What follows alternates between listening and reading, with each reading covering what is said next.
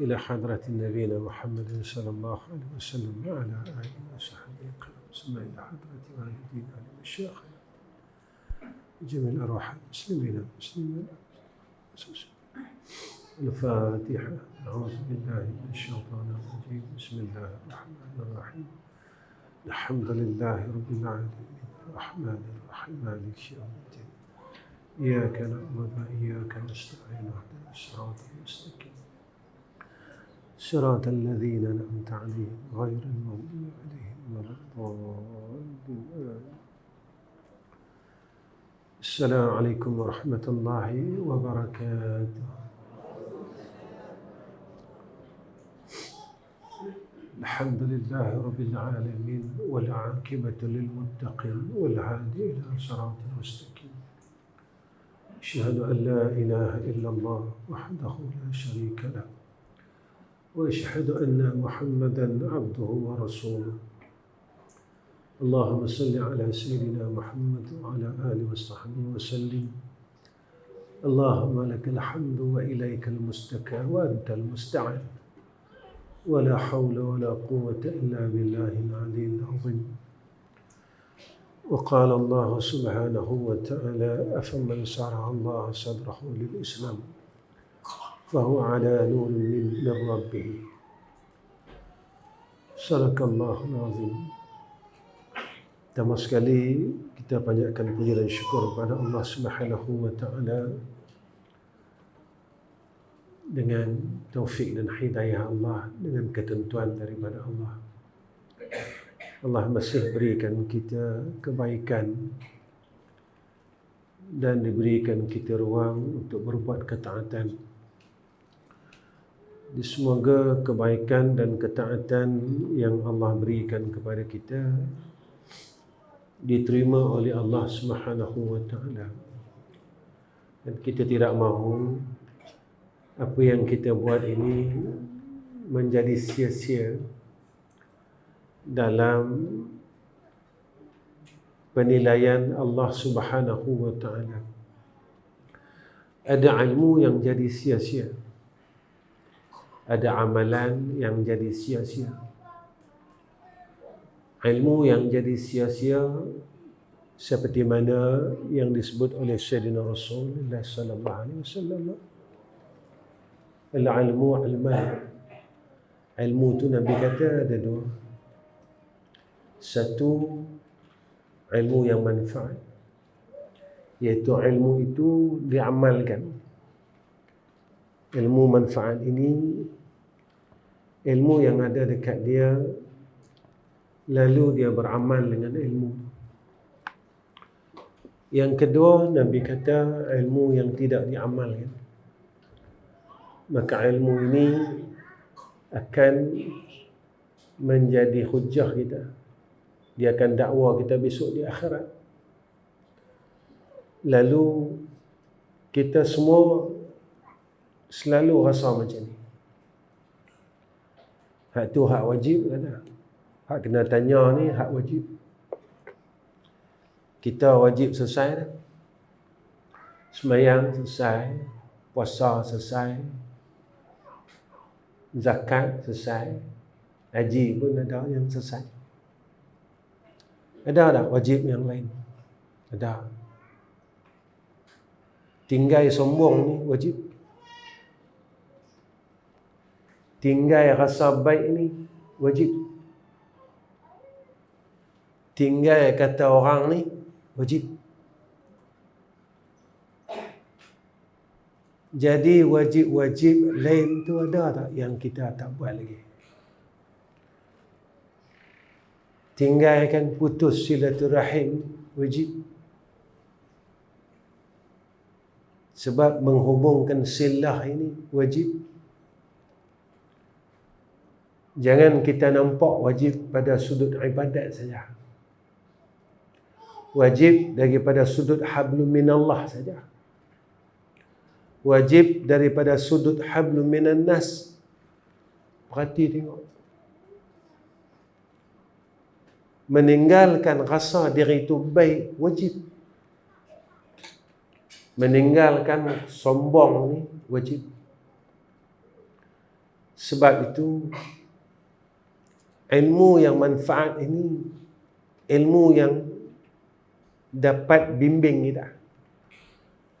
Imam Ghazali dia sebut macam ni dalam kitab Bidayatul Hidayah. Dia kata ilmu yang manfaat ini semakin kita berilmu, semakin rasa takut kita dengan Allah. Takut ni kita duk faham macam mana. Takut orang kata buat baik tinggal jahat. Buat baik tinggal jahat, yang ni orang kata takut. Takut ni kena ada dalam hati kita. Kalau kita tak boleh buat baik, takut. Kalau aku tak boleh buat baik, takut. Buat baik ni bukan semayang sunat saja. Buat baik ni bukan semayang malam saja. Buat baik ni bukan khatam Quran saja. Kadang-kala kita duk bangga dengan satu perkara. Saya dah khatam Quran 3 bulan sekali, 3 bulan sekali, setahun boleh 4 kali. Khatam Quran pun kena, tinggal kata orang pun kena. Kalau setahun 4 kali khatam Quran, tapi tiap-tiap bulan duk kata orang apa yang ada dalam kita khatam Quran. Apa yang tinggal lagi yang kita duk khatam Quran, apa yang tinggal lagi zikir yang kita baca, apa yang tinggal lagi selawat yang kita baca. Kita tak mau kita orang yang dalam keadaan yang muflis. Rasa diri itu baik. Rasa sombong dengan Allah. Sebab itu kita semakin kita diberikan ilmu, semakin kita duduk di dalam majlis ilmu, Allah tambahkan kepada kita perasaan takut itu dengan Allah. Kalau aku tak boleh buat baik, aku berasa takut. Pasal apa takut? Sebab kita tak tahu mati bila. Sebab itu tarikh mati, tempat mati dirahsiakan oleh Allah. Dalam pada kita tak boleh nak buat baik, kita mati. Kedua, takut kalau aku masih buat jahat. Jadi tanya diri kita, sifat mazmumah hak kita ni yang diwajib suruh tinggal ni dah tinggal belum? Saya tanya diri saya, semua sekalian jamaah tanya diri tuan-tuan. Kita berjaya tak lagi tinggalkan benda yang Allah larang? Kita berjaya tak lagi buat benda yang Allah suruh dalam sifat mahmudah dan tinggalkan benda yang Allah larang dalam sifat mazmumah? Kita memang tak tinggal semayang. Kita bangga kita tak tinggal semayang, kita semayang jemaah lagi. Tapi dalam duk tak tinggal semayang ni, tak tinggal kata orang lagi. Tak tinggal hasad dengki lagi. Tak tinggal rasa diri itu baik lagi. Apalah orang ni, apalah. Apa? Kita buat apa? Tuan-tuan, inikah akhlak Rasul? Inikah kita yang kita kata kita itba' kepada Sayyiduna Rasulina Muhammad sallallahu alaihi wasallam. Kita kena muhasabah diri kita, berjaya atau tidak kita telah selesai meninggalkan mazmumah, kita selesai telah beramal dengan segala sifat mahmudah. Sebab itu progres hablum minallah ini bagi menyempurnakan hablum minan nas. Pasal apa kata macam tu? Baik,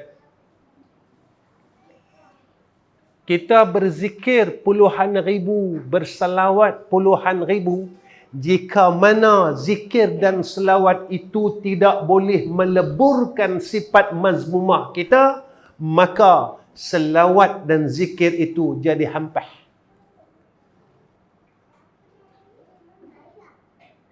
Pasal apa Ustaz kata jadi hampah? Kita selawat 1000, besok kata orang, selawat jadi apa? Selawat jadi apa? Hampah.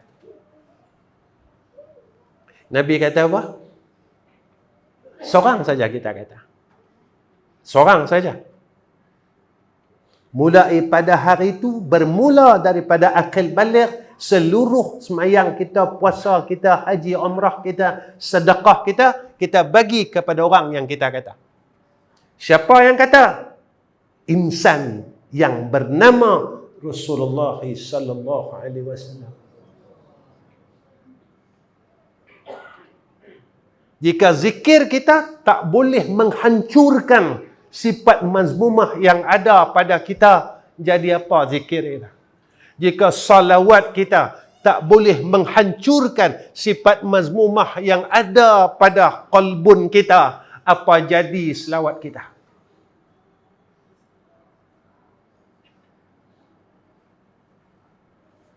Jangan kena fikir sama-sama.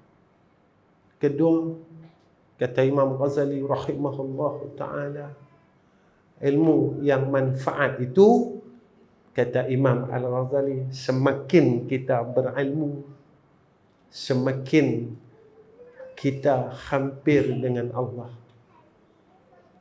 Kita dekat dengan Allah, dekat dengan Allah, dekat dengan Allah.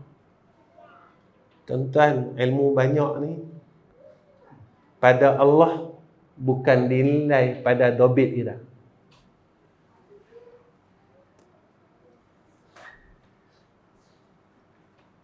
Allah nilai kita bukan pada dobit kita. Orang nilai ilmu kita pada dobit kita.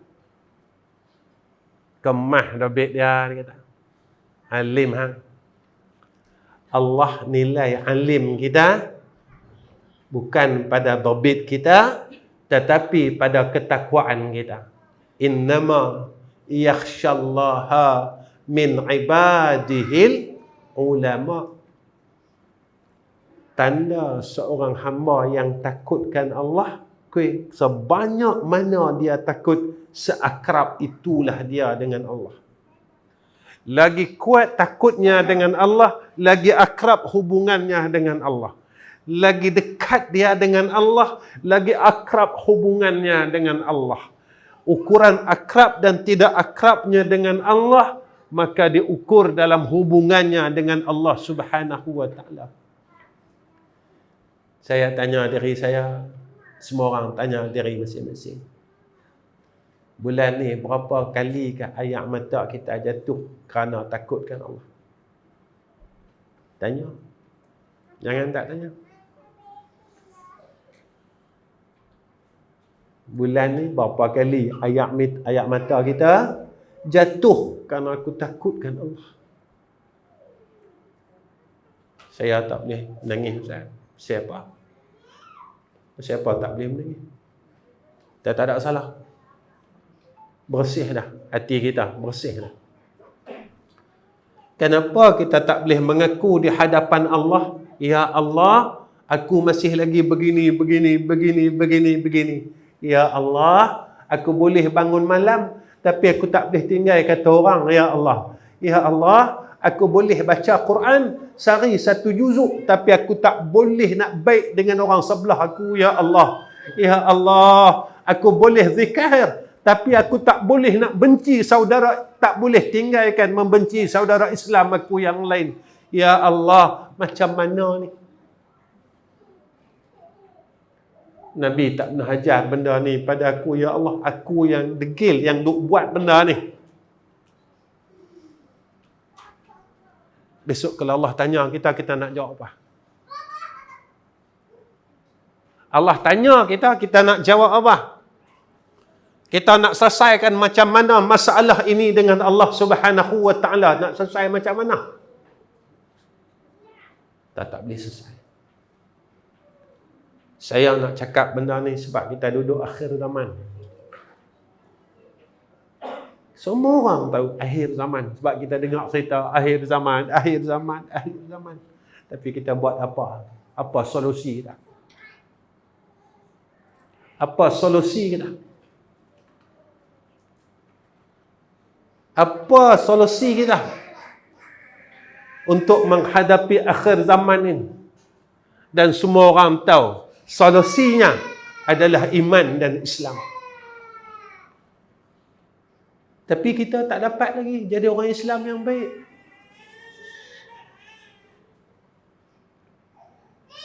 Kita tak dapat lagi. Nak jadi ahli ilmu yang baik, orang muda yang baik, seorang suami yang baik, seorang isteri yang baik. Kita tak boleh jadi sekali lagi orang tua yang baik. Kita tak boleh lagi. Jika kita tak boleh, kita gagal. Dan kita tak mau mati dalam keadaan yang gagal. Mau tak mau mati, kita semua tunggu mati. Saya tunggu mati, semua orang tunggu mati. Bila mati tak tahu. Tapi kalau kita lah dipanggil oleh Allah dalam hal keadaan yang masih kita tak berhenti kata orang, macam mana?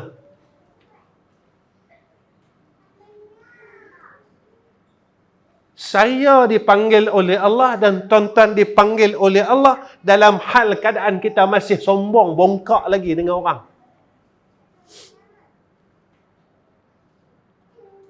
Nabi kata takkan masuk syurga orang yang di dalam hatinya ada sombong walau sebesar zarah. Kita besar mana sombong kita? Orang nasihat dengan kita, kita tak nak dengar. Orang nasihat kat kita dah ingat bukan orang nasihat kita kata kat orang lain. Orang tu kata kat orang lain, bukan dengan aku. Aku tak ada apa. Aku baik. Saya tanya diri saya, hampa tanyalah diri hampa. Bilakah kita meninggalkan kata kejahatan orang lain pada tahun ini? Kalau kita boleh jawab, Alhamdulillah, saya dah 10 tahun tak kata orang, tak dengar keburukan orang. Alhamdulillah Ustaz, Alhamdulillah. Maka kita jadi hamba yang berjaya pada sisi Allah, tak gagal pada sisi Allah. Sebab yang ancam kita ni Allah, yang ancam kita ni Nabi kita Muhammad sallallahu alaihi wasallam. Kita tak boleh buat apa. Hak yang keluarkan ancaman ini adalah kekasih Allah. Kita tak boleh buat apa. Kita kena berubah jadi orang yang baik. Ketiga, orang yang bertambah ilmu dia, maka bertambah gemarnya kepada akhirat dan bertambah berhati-hatinya dengan urusan dunia. Makin dia mengaji, makin dia percaya dengan akhirat, makin dia mengaji, makin dia tak ligan dunia. Ni dengar, saya pesan ni untuk diri saya dan semua orang yang ada amalan. Maka kata apa? Kata ulama, perbezaan orang mukmin dan orang munafik. Maka kata Imam Ghazali Imam Syafi'i, kata silap dia. Antara dua, Imam Ghazali ke Imam Syafi'i? Kalau salah tolong ti. Dia kata perbezaan orang mukmin dan orang munafik. Orang mukmin dia akan mempertahankan agamanya dengan hartanya.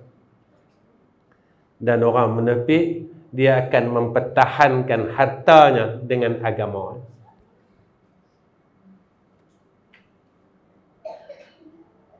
Orang mukmin dia akan mempertahankan agamanya dengan hartanya, tetapi orang munafik dia akan mempertahankan hartanya dengan agama.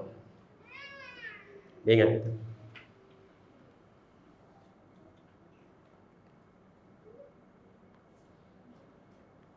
Jadi macam mana kita semakin duduk, makin mengaji, kita yakin tak dengan akhirat. Kita mula tak berhati-hati dengan dunia ni. Kita jadi macam mana dalam diri kita. Kemudian apa kata Imam Ghazali rahimahullahu taala,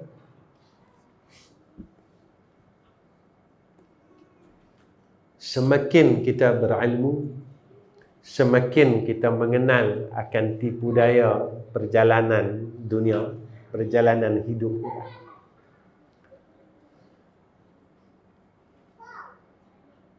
Siapa yang selalu duk tipu kita? Dalam kitab Minhajul Abidin disebut 4 benda yang selalu duk tipu kita. Kita tahu, semua orang tahu. Tapi tahu, dalam tahu kena tipu.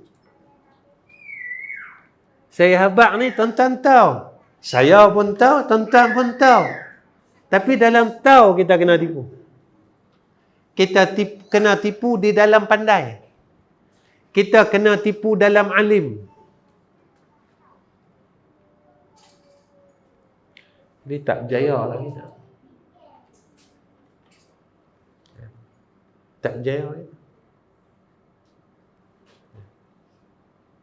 Saya selalu pesan ke anak-anak saya. Dia kata hampa sampai Quran 30 juzuk. Belum tentu boleh syafaat mak pak.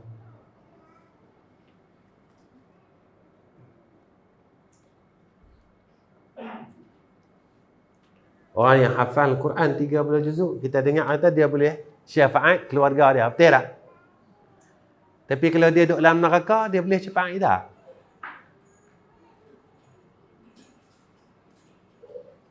Hak yang dia hafal Quran ni dalam neraka, dia boleh tak syafaat tak? Hak boleh syafaat ni kalau dia pastikan diri dia dalam syurga. Dia kena ikhtiar, kena bersungguh, kena bermujahadah supaya dia tak duduk dalam neraka. Sebab tu Nabi kata apa? Al-Quran hujjatul lak wa alaika. Nabi kata, Quran ni boleh jadi syafaat, boleh jadi laknat atas kamu, kata Nabi.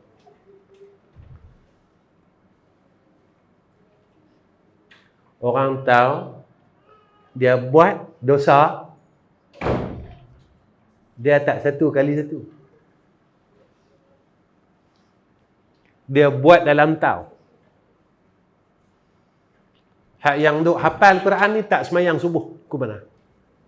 Boleh syafaat mak pak dia tak? Dia duk dalam neraka, takkan dia boleh keluarkan kita dari neraka? Hak yang duk hafal Quran ni, dia duk kata orang tak berhenti. Hak yang duk baca kalam Allah ni, itulah mulut yang duk umpat orang, itulah mulut yang duk kata orang, itulah mulut yang duk maki orang. Boleh tak agak-agak kita syafaat keluarga kita daripada masuk syurga Allah? Boleh keluarkanlah mak saya, keluarkanlah pak saya. Allah kata nak keluar macam mana? Hang pun duduk dalam. Maka kita jadilah orang alim yang dapat menjadi asbab kita masuk syurga. Kita jadilah orang yang hafizul Quran, yang menjadi asbab yang kita boleh masuk syurga. Jadilah seorang ibu yang boleh masuk syurga, seorang ayah yang boleh masuk syurga, seorang anak yang boleh masuk syurga. Tuan-tuan, ini akhir zaman. Saya cerita benda ni sebab kita duduk akhir zaman. Kita duduk akhir zaman. Itu yang saya bawa cerita ni. Kalau duduk zaman 40 tahun dulu, saya tak cerita, tuan-tuan.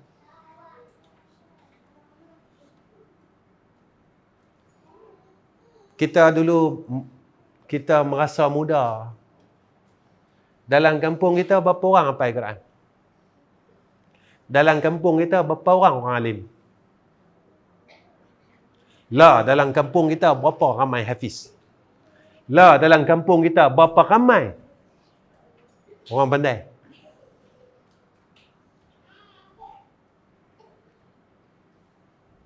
Sebab apa? Sebab kita duduk akhir zaman. Yang ni nak jaga. Maka jadilah orang yang baik. Sebab itu, akhir daripada tausiah saya ni sebenarnya tak boleh panjang lah. Sebab tuan-tuan program daripada maghrib tadi tunggu lama. Ni pengakhir.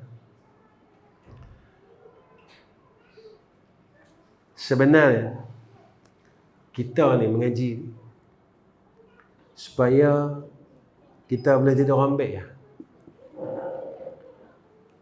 Ada ilmu jadi orang baik, beramal boleh jadi orang baik. Yang tu ya. Kita nak apa lagi tuan-tuan? Agak-agaklah kita mau apa lagi?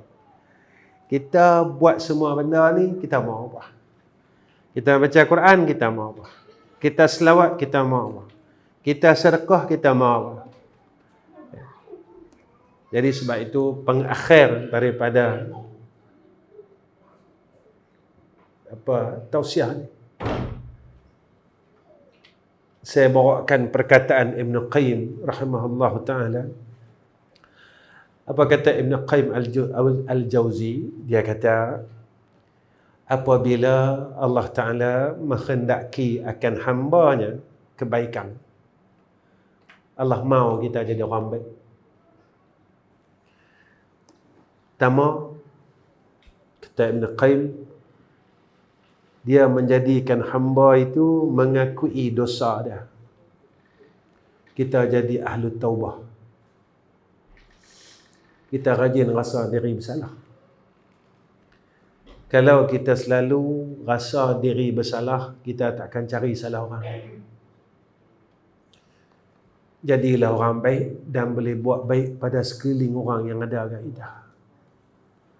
Dan mulai pada hari ini, kita berusahalah jangan buat jahat dengan orang. Sebab apa saya cakap macam tu? Kita kalau buat jahat dengan Allah, tinggal semayang, malam esok kita taubat menangis, Allah ampunkan dosa kita. Tapi kita buat jahat dengan orang, kita semayanglah macam mana. Selagi kita tak minta ampun dengan orang tu dan orang tu tak ampun dengan kita, kita tak boleh masuk syurga.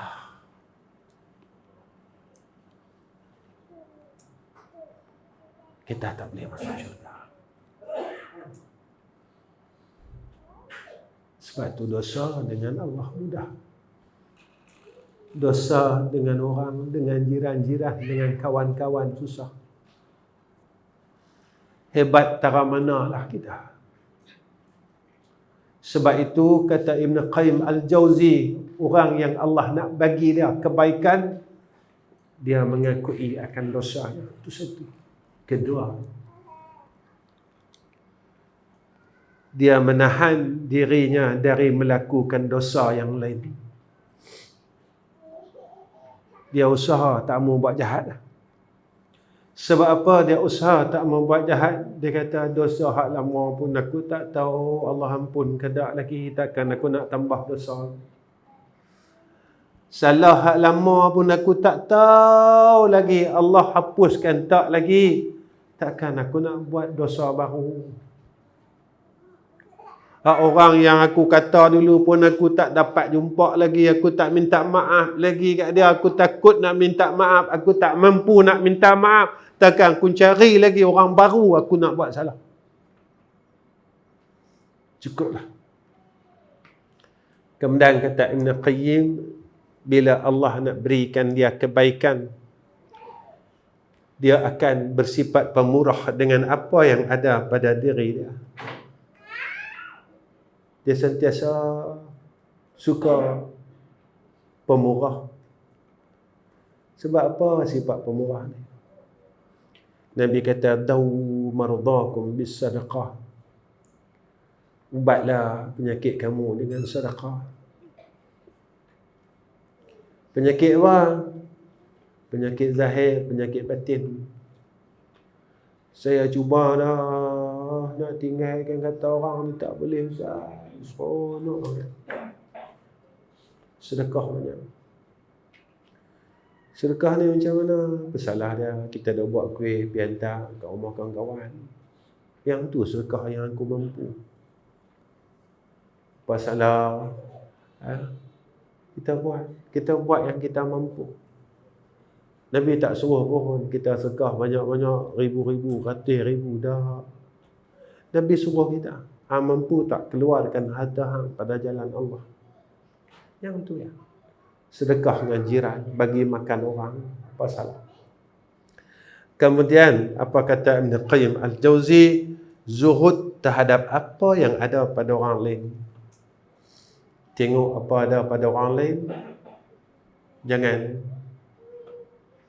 duk hasad, duk iri, duk berkehendak. Tengok orang ni buat masuk kursi bambu, kita pun kata lah kat dia. Kita pun rasa kita usaha jadi baik. Dia kesimpulan dia senang lah. Benda-benda yang ulama sebut ni, dia didik kita jadi orang baik. Tu lah. Jadi orang baik.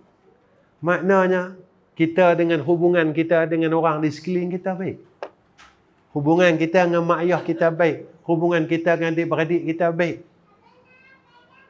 Kita nak kata kita baik macam mana? Kita duk berkelahi lagi dengan adik-beradik kita, dengan kak kita, dengan abang kita. Tak pasal apa. Tanah sekangkang kera yang kita tak buat balik pun. Dan sampai hubungan adik-beradik kita putih. Ni abang. Dalam hadis kursi, Allah kata apa? Rahim itu daripada sifat aku. Siapa yang memutuskan silaturahim, dia telah memutuskan hubungannya antara dia dan aku, kata Allah.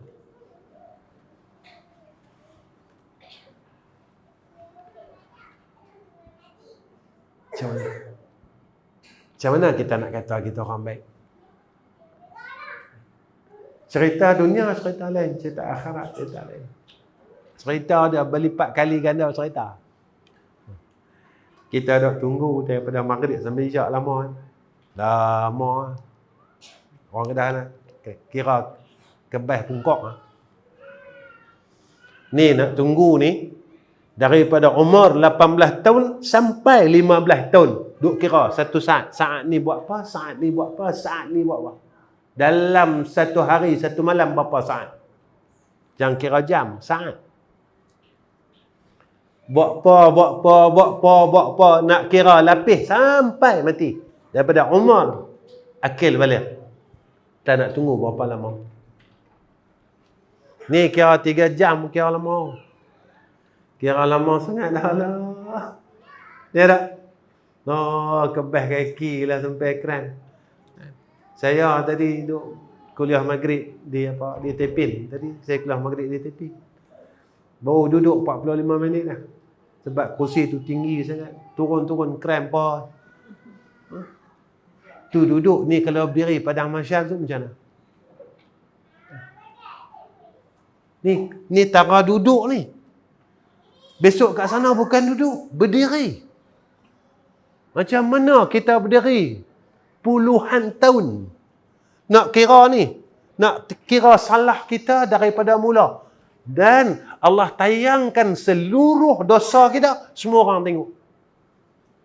Dosa saya, semua orang tengok. Semua dosa kita, semua orang pakat tengok. Macam mana? Kalau tak mau bagi semua orang tengok, jalan dia taubat.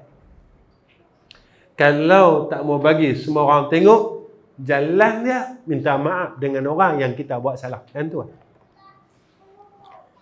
Kemudian apa kata ulama? Menghalang diri dia dari menyakiti orang lain. Kita kena usaha bagi jangan buat jahat dengan orang. Lepas tu, hebat tara mana kita dalam ibadat, hebat tara mana kita dalam ilmu, tapi masih kita tak meninggalkan menyakiti akan saudara se-Islam kita. Besok kat sana tak selesai, kita jadi orang yang muflis. Jadi saya rasa cukup setakat ni pertemuan saya dengan sahabat semua. Apa yang saya nak ingatkan supaya kita jangan jadi muflis di akhirat, yang tu lah saya nak ingatkan diri saya dan saya nak ingatkan semua orang. Jangan kita balik besok, ya Allah, mana amalan aku? Ya Allah, mana ibadat aku? Kita tengok kanan kita tak ada. Kadang orang tanya kat saya, Ustaz, kenapa selalu Ustaz ni, Ustaz cerita hei menakutkan? Saya tak mau cerita syurga. Sebab apa? Sebab belum tentu kita masuk. Saya nak cerita, kita usaha bagi lepas keluar neraka dulu. Kalau boleh keluar daripada neraka ni, kira dah alhamdulillah kan. Pasal apa? Ada orang sampai tanya saya, Ustaz, kuliah Ustaz tak cerita pasal syurga. Ustaz cerita benda takut-takut saya. Ustaz suka takut-takutkan orang. Saya nak cerita pasal syurga, kita belum tentu boleh masuk lagi. Nak cerita syurga macam mana, mengumpat tak berhenti. Nak cerita syurga macam mana, kita sama-sama kita duduk berkelahi lagi. Aku tak boleh masuk dengan kawan ni, tak boleh masuk apa. Kita kalau kata orang jahat, makna kita jahat. Iblis ni, dia kata ke Nabi Adam, aku tak boleh dengan Nabi Adam. Nabi Adam tak kata apa. Jadi peristiwa Iblis dengan Nabi Adam ni cukup ajar kita. Hak yang kata aku tak boleh masuk dengan dia, aku tak boleh duduk dengan dia, Nabi Adam ke Iblis? Iblis, Azazil, sebelum nama dia kena tukar. Nabi Adam dia sengak lah. Allah kata apa, dia ikut. Allah kata ni, dia ikut. Macam mana kita boleh kata kita orang baik kerana kita tidak baikkan orang lain? Jadi usaha bagi buang tu dulu. Kita usahalah kita keluar neraka dulu. Barulah kita boleh duk intai syurga. Jangan duk intai dulu. Nama kita tak padam lagi kat pintu neraka. Kita usaha biar padam dulu nama kita. Nah, pekat-pekat lah. Kita semua geng-geng liang lahat belakang. Nah, kita geng-geng liang lahat ni. Bau tanah kubur belakang. Kita pekat-pekat lah. Pekat-pekat berubah. Masa tak lama. Kalau daripada Allah kita tak boleh nak berubah bila lagi. Takkan kita nak tunggu Dajjal keluar. Allah tunjuk kat kita. Apa lagi dia nak tunjuk kat kita? Allah tunjuk kat kita. Nabi kata bila nak kiamat, padang pasir, negeri yang dulunya tandus, padang pasir kering, subur, kita nak tunggu apa? Dubai subur, Qatar dah subur, Mekah Madinah dah subur, nak tunggu apa lagi? Nak tunggu Dajjal. Nak tunggu Imam Mahdi. Jangan tunggu waktu dulu. Kita tak tahu boleh hadap ke tak. Kita tak tahu. Kita boleh hadap ke tak. Zamanlah. Yang tu kita kena fikir. Ya. Tak nak buat apa lagi. Anak-anak menjadi tuan.